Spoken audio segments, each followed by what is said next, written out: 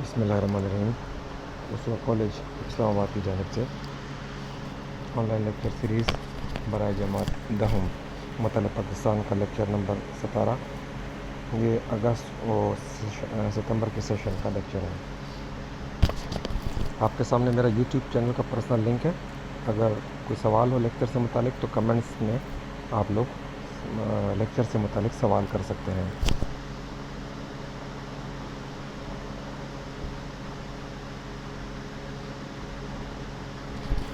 پاکستان کے خارجہ تعلقات کے بارے میں ہم پڑھ رہے ہیں۔ آج کا ٹاپک ہے پاکستان کے یورپی یونین کے ساتھ تعلقات۔ یہ یورپی یونین جو ہے یہ یہاں پر تو 28 ممالک کی تنظیم ہے، یہ لکھا ہے، مگر کچھ عرصے پہلے برطانیہ اس میں سے نکل گیا ہے، تو لہٰذا اس میں اب 27 ممالک موجود ہیں۔ یہ ایک ایسی تنظیم ہے جو کہ سیاسی اور معاشی آپس میں اتحاد ہے۔ یہاں پہ یہاں کی ایک کرنسی بھی، ایک کامن کرنسی بھی رکھی گئی ہے جس کو یورو کہا جاتا ہے۔ تو مختلف پروجیکٹس پہ اب تک کافی پیسہ پاکستان میں یورپی یونین کی جانب سے خرچ ہو چکا ہے۔ 1980 کی دہائی میں یورپی کمیونٹی نے پاکستان میں سماجی بہبود کے بہت سے منصوبے شروع کیے، جس میں سڑکوں کی تعمیر وغیرہ، اس میں آپ لوگوں کا جو سیکنڈ نمبر پوائنٹ ہے یہ آپ دیکھ لیں، تعلیم ہے اور ووکیشنل ٹریننگ، یعنی کہ جو ٹیکنیکل ٹریننگ ہوتی ہے، کوئی خاص پیشہ سکھایا جاتا ہے، اس کو ووکیشنل ٹریننگ کہتے ہیں۔ اس قسم کے پروجیکٹس بھی تھے۔ پھر 1990 کی دہائی میں یورپی یونین نے حکومت پاکستان کی پالیسی کے مطابق انسانی وسائل کی ترقی اور ماحولیاتی آلودگی کے خاتمے کے لیے کچھ منصوبے شروع کیے۔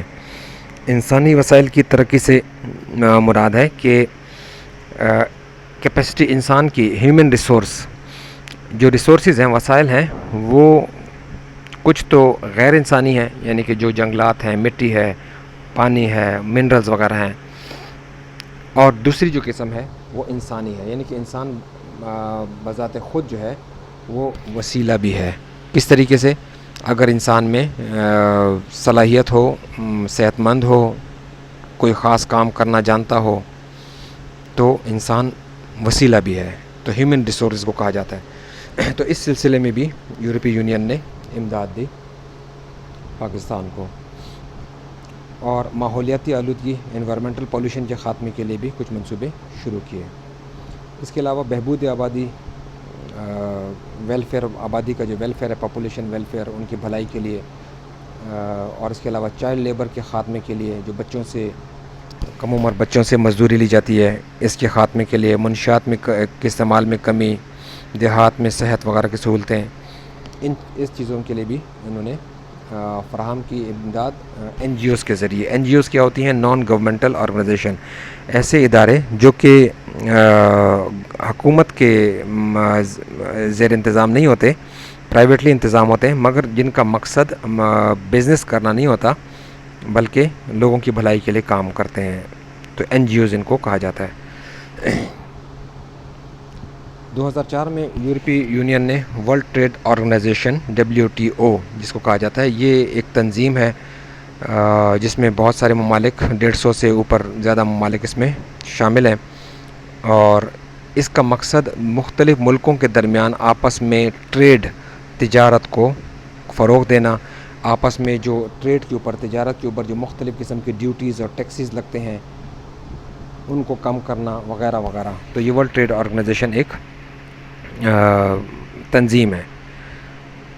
تو اس کے تحت یورپی یونین نے پاکستان کو تجارت بڑھانے کے لیے فنی معاونت کا پروگرام، تجارت بڑھانے کے لیے ایسے، یعنی کہ ایسی ٹیکنیکل ٹریننگ میں مدد، لوگوں کو ٹرین کرنا جس کے نتیجے میں تجارت بڑھ جائے، تو یہ انہوں نے شروع کیا۔ 2002 سے لے کر 2006 کے لیے پاکستان کی اقتصادی ترقی کے لیے یورپی یونین نے 75 ملین یورو کی رقم مختص کر دی تھی۔ 2001 سے دہشت گردی کے خلاف اتحادی کا کردار ادا کرنے پر، کیونکہ یورپی یونین بھی امریکہ کے ہی ساتھ ہے اور پاکستان بھی دہشت گردی کے خاتمے کے سلسلے میں امریکہ کے ہی ساتھ دے رہا تھا، یہ سب مل گئے تھے، تو اس دہشت گردی کے خاتمے کے لیے بھی 50 ملین یورو امداد دی گئی۔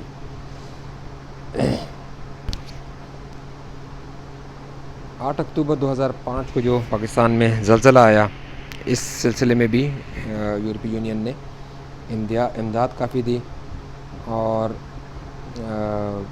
اس کے علاوہ پاکستان اور یورپی یونین کے تعلقات کو وقت کے یعنی کہ جو جدید دور ہے اس کے تقاضوں کے مطابق ڈھالنے کے لیے 17 جون 2009 کو بیلجیم کے دارالحکومت برسلز میں پاک یورپی یونین کانفرنس کا انعقاد کیا گیا، جس میں صدر پاکستان نے شرکت کی۔ پاکستان اور یورپی یونین کے تعلقات کو مزید فروغ دینے کے لیے 2015 میں اسلام آباد میں بھی ایک کانفرنس ہوئی۔ اس میں تجارت، سرمایہ کاری یعنی کہ انویسٹمنٹ اور دیگر شعبوں میں تعاون پر اتفاق کیا گیا مطلب یہ کہ دونوں طرف اس بات پہ رضامندی تھی۔ پاکستان اور یورپی یونین کے درمیان تعلقات کو مزید بڑھانے کے لیے 2019 میں ایک معاہدہ طے پایا، جس کے تحت باہمی یعنی کہ آپس کے امن اور خوشحالی کے فروغ، تجارت اور سرمایہ کاری، تارکین وطن یعنی کہ جو ملک چھوڑ دیتے ہیں، تارکین وطن جو دوسرے ملک کو یورپی ممالک میں جو پاکستانی موجود ہیں، ان کے مسائل، پائیدار ترقی، ایسی ترقی جو کہ کافی عرصے تک چلتی رہے۔ یہ غیر پائیدار ترقی ہوتی ہے جو کہ چند سالوں یا 1 سال تک محیط ہوتی ہے، اس پر مشتمل ہوتی ہے۔ ایک پائیدار ترقی جو کہ کافی عرصے تک رہے۔ توانائی یعنی کہ انرجی، ثقافت، تعلیم وغیرہ، اس سلسلے میں بھی کام ہوا۔ اب یورپی یونین اور پاکستان کا اہم تجارتی حصہ دار ٹریڈنگ پارٹنر ہے، جس کے ساتھ پاکستان کی بہت زیادہ تجارت ہے، امپورٹ اور ایکسپورٹ دونوں میں۔ اگلا ٹاپک ہے پاکستان اور جاپان کے تعلقات۔ جاپان کا ملک جو ہے براعظم ایشیا کے مشرق میں ہے، اور مشرق ہی بالکل ہی مشرق میں ہے، جس کو اسی وجہ سے اس کو فار ایسٹ بھی کہا جاتا ہے، مشرق بعید۔ اور یہ 4 بڑے اور بہت سارے چھوٹے جزیروں پر مشتمل ہے۔ یہ انتہائی یہاں پہ جس طرح میں نے بتایا انتہائی مشرق میں ہے، اور اسی وجہ سے اس کو چڑھتے سورج کی سرزمین کہا جاتا ہے، کیونکہ مشرق سے ہی سورج طلوع ہوتا ہے، تو اور یہ مشرق میں ہی ہے اور انتہائی مشرق میں، اس وجہ سے اس کو چڑھتے سورج کی سرزمین کہتے ہیں۔ دوسری جنگ عظیم کے بعد، دوسری جنگ عظیم میں جاپان نے جرمنی کا ساتھ دیا تھا، امریکہ اور برطانیہ ان سب کے خلاف تھا۔ اس کے بعد جاپان نے صنعتی لحاظ سے زبردست ترقی کی، اور اس کی غالباً وجہ یہ ہے کہ اس کے اوپر پابندیاں تھیں، فوج وغیرہ کی کارروائی، ملٹری بنانا، ملٹری رکھنا، اس کے اوپر پابندیاں تھیں، لہٰذا اس نے اپنی تمام تر توجہ صنعتی ترقی پر دی، انڈسٹریل ڈیولپمنٹ۔ ٹوکیو اس کا دارالحکومت ہے، قدیم شہر ہے۔ اس کے علاوہ جاپان میں مشینری، بہت ساری چیزیں بنائی جاتی ہیں، مشینری، کپڑا، روزمرہ کی جو استعمال کی چیزیں ہیں، خوراک اور مشروبات بھی ہوتی ہیں، فیکٹریاں اس چیز کی لگی ہیں، بجلی کا سامان، ٹیلی ویژن، ریڈیو، گھڑیاں، کیمرے وغیرہ تمام چیزیں، بہت ساری یہاں پہ چھوٹی بڑی کارخانے، یونٹ مطلب کارخانے کام کرتے ہیں۔ بھاری صنعتیں بھی ہیں یہاں پر، بھاری صنعتیں مراد جس میں بڑی چیزیں بنتی ہیں، بڑی مشینری بنتی ہے، فولاد سازی جس طرح سٹیل ملز ہے، جہاز، بحری جہاز بنانا، تیل صاف کرنے کے جو کارخانے ہیں جس کو آئل ریفائنری کہا جاتا ہے، یہ تمام بڑے یہاں پہ بھی موجود ہیں۔ یہ کارخانے زیادہ تر ساحل سمندر پر ہیں۔ جاپان براعظم ایشیا کا ایک ترقی یافتہ ملک ہے، مطلب ڈیولپڈ کنٹری ہے، اور پاکستان جاپان سے گاڑیاں، الیکٹرانکس وغیرہ منگواتا ہے۔ اس کے علاوہ پاکستان میں تعلیم کی بہتری کے لیے بھی کئی منصوبے پہ کام کر رہا ہے جاپان میں پاکستان کی مچھلی کے خریدار موجود ہیں۔ 9/11 کا جو واقعہ تھا امریکہ میں جو دہشت گردی کا ہوا، اس کے بعد شدت پسندی یعنی کہ انتہا پسندی جس کو ٹیررزم بھی کہہ سکتے ہیں، اس کے خلاف جنگ میں جاپان نے نمایاں کردار ادا کیا پاکستان کے ساتھ، اور پاکستان کی مدد بھی کی۔ جاپان کی حکومت پاکستان میں جاپان انٹرنیشنل کوآپریشن ایجنسی جس کو جائکا کہا جاتا ہے، اس کے ذریعے بہت سے منصوبوں پر کام کر رہی ہے، جس میں تعلیم اور پیشہ ورانہ تربیت یعنی کہ ٹیکنیکل ٹریننگ، اس کے مراکز، اور اس کے علاوہ صحت کے مراکز کی سہولیات، پانی کی فراہمی وغیرہ وغیرہ، ٹیوب ویل، ان چیزوں میں بھی کام کیا جاپان اور پاکستان نے مل کے۔ سڑکوں وغیرہ کی تعلیم بھی اس کے علاوہ ہے۔ یہ جاپان اور پاکستان کے درمیان جو تعاون تھا۔ اگلا ٹاپک ہے اقوام متحدہ، یونائٹڈ نیشن آرگنائزیشن، جس کو شارٹ میں یونائٹڈ نیشنز کہتے ہیں۔ پہلی جنگ عظیم جب ختم ہوئی یعنی کہ 1919 میں، تو ایک ادارے کی ضرورت محسوس کی گئی کہ جو دنیا میں امن قائم رکھ سکے. اس کے نتیجے میں لیگ آف نیشنز، انجمن اقوام کا ادارہ قائم کیا گیا. مگر اس ادارے کے ہوتے ہوئے 1939 میں دوسری جنگ عظیم چھڑ گئی. اس کی وجہ سے چونکہ یہ سمجھا گیا کہ یہ ادارہ مقصد یعنی کہ امن کے مقاصد میں ناکام رہا ہے، لہٰذا یہ ادارہ ختم ہو گیا. دوسری جنگ عظیم میں بھی بہت زیادہ تباہی ہوئی، اور اس کے نتیجے میں انسانوں نے یعنی انسانی برادری نے اور دنیا کے بڑے بڑے جو سیاستدان تھے انہوں نے سوچا کہ کوئی ایسا ادارہ ہونا چاہیے جو امن قائم رکھ سکے، آپس میں ملکوں کے تعلقات کو بہتر بنا سکے. تو مختلف جو بڑے ممالک ہیں جس میں امریکہ اور اس کے علاوہ برطانیہ، روس وغیرہ، ان کے سربراہوں نے کئی ملاقاتیں کی، اور آخر کار 1945 میں امریکہ کے شہر سان فرانسسکو میں ایک کانفرنس منعقد ہوئی، اور اقوام متحدہ کے جیسے ادارے کہ اقوام متحدہ یہ ادارہ بنانے کا فیصلہ کیا گیا. 50 ریاستوں کے نمائندوں نے 25 جون 1945 کو اقوام متحدہ کے چارٹر کی منظوری دی، اور یہ ادارہ 24 اکتوبر 1945 کو وجود میں آیا. اس کا صدر مقام جو ہے وہ نیو یارک میں ہے. یہ جو بنا تو اس کے جو بنیادی مقاصد تھے اقوام متحدہ کے، وہ قیام امن تو لازمی طور پہ ہے، اس کے ساتھ ساتھ معاشی یعنی کہ اکنامک اور معاشرتی تعاون، ملکوں کا آپس میں اکنامک ایک دوسرے کے ساتھ تعاون، اور معاشرتی سوشل یعنی کہ جو افراد پر مبنی ایک دوسرے کے ساتھ تعاون ہے. انصاف کی فراہمی، ملکوں کو بھی انصاف کی فراہمی، افراد کو بھی انصاف کی فراہمی. انسانی مسائل کا حل، انسانوں کو جو بھی مسائل درپیش ہوتے ہیں تو ان کا حل. اب جو اس کے بنیادی ادارے ہیں اقوام متحدہ کے، آرگنز آف یونائٹڈ نیشنز، یہ 6 ہیں. سب سے بڑا جو ادارہ ہے جنرل اسمبلی، اس کے علاوہ بہت اہم جو ادارہ ہے سلامتی کونسل، پھر ایک بالکل ہی غیر اہم اب آج کل کے دور میں تولیتی کونسل، پھر معاشی اور معاشرتی کونسل ایک ہے، بین الاقوامی عدالت برائے انصاف سیکریٹریٹ. جنرل اسمبلی سب سے بڑا ادارہ ہے، اور جو بھی ہم کہتے ہیں کہ اقوام متحدہ کا ممبر ہے تو وہ حقیقت میں جنرل اسمبلی کا ممبر ہوتا ہے. تمام جو رکن ممالک ہیں وہ حقیقت میں جنرل اسمبلی کے ممبر ہوتے ہیں اور اس کے اجلاس میں شرکت کرتے ہیں. اس کا اجلاس ہر سال ستمبر کے مہینے میں ہوتا ہے. سلامتی کونسل جو اس کے بعد ہم پڑھیں گے، اس کے جو غیر مستقل ارکان ہیں اس میں کچھ مستقل ہیں اور کچھ غیر مستقل ہیں. تو غیر مستقل ارکان کا جو انتخاب کرنا ہے، ٹھیک ہے، یہ بھی جنرل اسمبلی کی ذمہ داری ہے. اور اس کے علاوہ معاشی اور معاشرتی کونسل جو ابھی آپ نے اوپر دیکھا، ان کے ارکان کا انتخاب کرنا، ریاستوں کو رکنیت دینا، اقوام متحدہ کی رکنیت کہ کس کو شامل کرنا ہے، اور کسی ریاست کی رکنیت کو ختم کرنا ہو. اقوام متحدہ کا جو بجٹ ہے، سالانہ بجٹ، جتنا اخراجات سال بھر میں آتے ہیں اس کی منظوری دینا، دنیا بھر میں امن وغیرہ کرنا، یہ تمام چیزیں جنرل اسمبلی کی ذمہ داری ہیں. یہ سب سے بڑا ادارہ جنرل اسمبلی ہے. اس کے علاوہ جو بہت اہم ادارہ ہے، پاورفل ادارہ ہے، سلامتی کونسل یا سیکورٹی کونسل جس کو کہا جاتا ہے، اور یہ ادارہ اقوام متحدہ کی مرکزی انتظامیہ کا درجہ رکھتا ہے. آپ کہہ سکتے ہیں کہ سب سے چونکہ پاورفل ہیں، اس میں تمام پاورفل کنٹریز بھی ہوتے ہیں، تو انتظامیہ کا کردار آپ کہہ سکتے ہیں ایک حد تک ہے. سلامتی کونسل کی کل جو ہے 15 ارکان ہوتے ہیں. اس میں سے 5 مستقل ہیں، جس میں امریکہ، روس، برطانیہ، فرانس، چین جو ہیں یہ مستقل ارکان ہیں جن کے پاس ویٹو پاور ہے.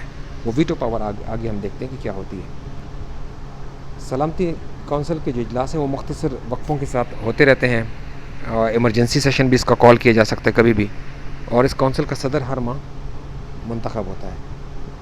سلامتی کونسل کے فیصلے 15 میں سے کم از کم 9 ارکان کی رائے کے مطابق طے پائے جاتے ہیں.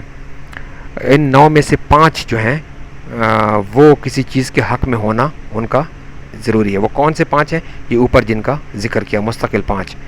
اور اگر ان میں سے کوئی ایک بھی انکار کر دے تو اس انکار کو کہا جاتا ہے کہ اس ملک نے ویٹو کر دیا، تو وہ مسئلہ پھر طے نہیں پا سکتا. تو اس کا بنیادی مقصد، بنیادی جو کام ہے اس کا، امن و امان کی ترقی، امن و امان قائم کرنا، بین الاقوامی جو تنازعات ہیں جو ملکوں کے درمیان، ان کو حل کرنا. نئے ممالک کی رکنیت اگرچہ وہ جنرل اسمبلی دیتی ہے مگر وہ سیکورٹی کونسل کی ریکمنڈیشن پہ دیتی ہے. سیکورٹی کونسل سفارش کرتی ہے جنرل اسمبلی کو، تب وہ ہوتی ہے. بین الاقوامی عدالت کے ججوں کا چناؤ بھی جو ہے، اور جنرل سیکرٹری کے چناؤ کی سفارشات، انہی کی سفارشات، سیکورٹی کونسل کی سفارشات پہ ججز کا بھی، اور جنرل سیکرٹری جو اقوام متحدہ کا ہے اس کی سفارش پر جنرل اسمبلی منتخب کرتی ہے. اس کے علاوہ ایک اور ہے جو ادارہ، تولیتی کونسل. یہ اب بالکل غیر اہم ہے.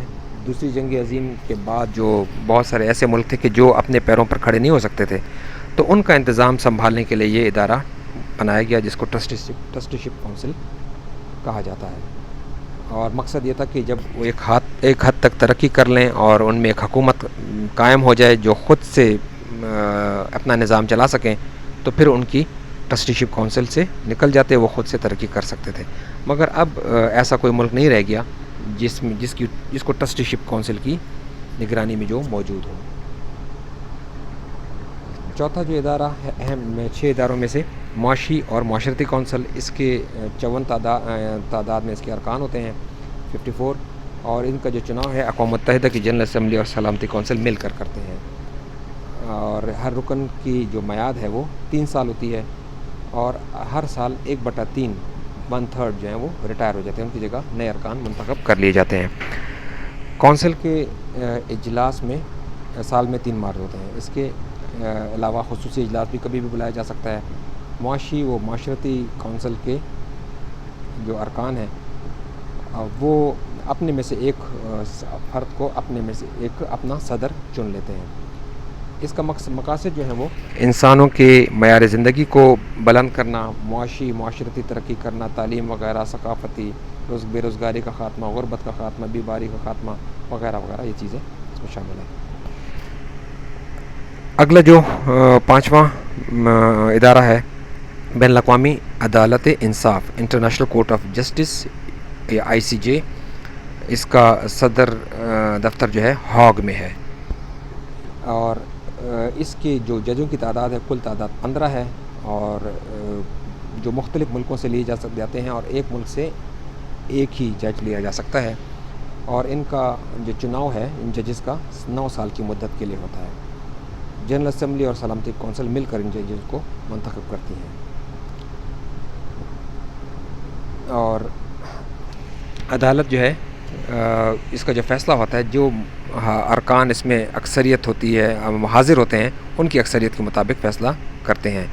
اور ریاستوں کے آپس کے تنازعات کو حل کرنا، اقوام متحدہ کے منشور میں جو شامل ہیں، ٹھیک ہے، ان موضوعات مقدمات کی سماعت کرنا، پوچھنا، سننا ان کو. اور بین الاقوامی جو قوانین ہیں، انٹرنیشنل لاز، اس کو انٹرپریٹ کرنا، اس کی تشریح کرنا کہ اس کا مطلب کیا ہے، یہ بھی اس ادارے کا کام ہے. اور قانونی مشورے بھی، اقوام متحدہ کے مختلف جو اوپر اپنے ادارے پڑے ان کو قانونی مشورے دینا بھی اس کا کام ہے. سیکریٹریٹ جو انتظامی ادارہ ہے اقوام متحدہ کا 6، یہ ریکارڈ آفس ہے. جو بھی کارروائیاں ہوتی ہیں وہ یہاں پہ ریکارڈ ہوتا ہے، اور اس کا جو آفس ہے نیو یارک میں قائم ہے. سیکریٹریٹ کا جو سربراہ ہوتا ہے وہ سیکرٹری جنرل کہلاتا ہے، اور اس کی مدد کے لیے کئی سیکرٹریز بھی ہوتے ہیں. اس کے علاوہ دیگر عملہ بھی ہوتا ہے. جنرل اسمبلی اور سلامتی کونسل کے جو سلامتی کونسل سیکرٹری جنرل کو 5 سال کے لیے منتخب کرتے ہیں، اور تمام جو اداروں کی کارروائیاں ہیں وہ اسی سیکرٹریٹ کے تحت ہی ہوتی ہیں. دنیا میں پاکستان کا جو کردار ہے قیام امن کے لیے، اس میں پاکستان نے ہمیشہ اقوام متحدہ کی چارٹر کا احترام کیا ہے، یعنی کہ امن و امان ہو، آپس میں تعاون ہو، اس کے مطابق بھی ہمیشہ دنیا میں اس نے کیا ہے. اور جھگڑوں کا فیصلہ، اس میں ہمیشہ پاکستان نے پرامن طریقے سے ان جھگڑوں کو نمٹانے کا ہمیشہ کہا ہے. جنوبی افریقہ ہو یا روڈس، یعنی کہ موجودہ زمبابوے، اس میں جو نسلی امتیاز تھا، اس کے خاتمے کے لیے اقوام متحدہ نے جب سوشل بائیکاٹ کیا ان ملکوں کا، تو پاکستان نے ساتھ دیا. 1965 کی جنگ میں، پاک بھارت جنگ جب ہوئی، تو اقوام متحدہ کی مداخلت میں پہ پاکستان نے جنگ بندی قبول کی. پاکستان نے محکوم اور غلام قوموں کے حق خود ارادیت کو ہمیشہ تسلیم کیا اور ہمیشہ حمایت کی. کشمیر ہو، فلسطین ہو، جوہری توانائی کے اوپر ہمیشہ پاکستان نے بین الاقوامی کنٹرول کی حمایت کی ہے. اور مختلف ملکوں میں جب کبھی بھی یونائٹڈ نیشن کو ضرورت پڑی تو پاکستان نے اپنی فوج جو ہے یونائٹڈ نیشن کی نگرانی میں بھیجی ہیں. انڈونیشیا کی آزادی کے جو مسئلہ تھا وہ اقوام متحدہ میں پاکستان نے پیش کیا. سری لنکا، نیپال، کمبوڈیا، لیبیا ان کی اقوام متحدہ کی رکنیت کے حوالے سے بھی مدد کی. الجزائر کی آزادی جو فرانس سے جو حاصل کی، اس میں تیونس ہے، مراکش ہے، ان کی آزادی، خود مختاری، تمام چیزوں میں بھرپور کوشش کی. نہر سوئز کا جو مسئلہ تھا مصر کے، اس پہ بھی پاکستان نے مصر کے موقف کی حمایت کی. بیت المقدس پر اسرائیل کے قبضے کی خالی کرانے کے لیے جو جنرل اسمبلی میں قرارداد پیش کی اور اکثریت سے پاس بھی کروائی. دنیا میں دہشت گردی اور شدت پسندی کے خاتمے کے لیے بھی پاکستان نے ہمیشہ کردار ادا کیا. یہ پاکستان کے خارجہ تعلقات کے بارے میں یہ چیپٹر تھا. اس کی جو مشق ہے آپ لوگ تمام کے تمام کریں گے. اس میں جو مشقی سوالات ہیں، اس کے علاوہ شارٹ کوسچنز یہ بھی آپ لوگ کریں اور لانگ کوسچنز یہ بھی آپ لوگ کریں. اگلا چیپٹر پھر اگلے نیکسٹ لیکچر سے ہم سٹارٹ کریں گے. شکریہ.